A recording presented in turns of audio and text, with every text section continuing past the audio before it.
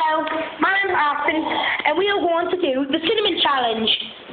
More like random seasoning challenge. Look at that. It looks nice. We got cinnamon sugar grinder, grilled smoked house maple, and some sea salt, and we might add a dash of cinnamon. Wow. Just a dash.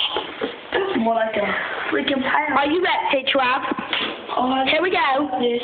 Oh, okay. Why are you always the one that does the random stuff? Is it good? No, it's not. What does it taste like, Trav? I can't describe the flavor. It tastes very bad though.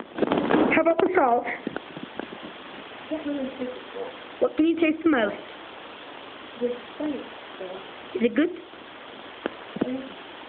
Okay. I think it won. Good job, Travis. Let's give him a big round of applause.